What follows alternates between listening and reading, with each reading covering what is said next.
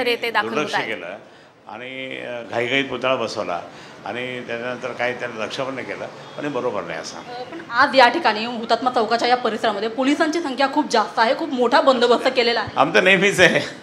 आम्ही तर पोलीस वगैरे हे ते आंदोलन वगैरे करत करत इतकं 40 वर्षापासून करतो आम्ही. पण तशा पद्धतीने बॅरिकेड लावलेले आहेत. हे आंदोलन जे आहे ते पुढे जाणार नाही गेटवेच्या इथे, असा पोलिसांचा प्रयत्न आहे. तुमचं आंदोलन कसं?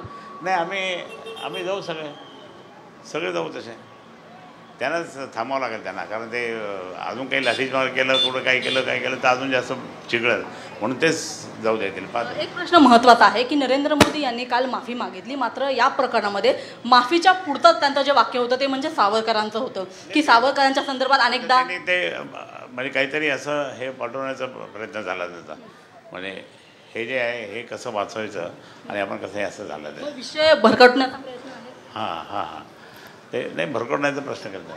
काय म्हणणार काय? तर आपण पाहतो की कसं तरी जशा पद्धतीने आता कार्यकर्ते दमण्यास सुरुवात झालेली आहे, जशाच पद्धतीने शिवसेनेचे नेतृत्व दमा झालेले आहेत. मात्र या प्रकरणामध्ये आता आम्ही आंदोलन करणारच आणि शिवसेनेला इतिहास आहे, शिवसेनेने अनेक वर्ष आंदोलने केलेली आहेत आणि त्याच्यामुळे पोलिसांचा कितीही बंदोबस्त असला तरी सुद्धा आम्ही आंदोलनावरती ठाम आहोत, असं एक जी भावना आहे, जी प्रतिक्रिया आहे ती आपल्याला खैरे यांनी या ठिकाणी बोलताना दिल्याचं पाहायला मिळत आहे.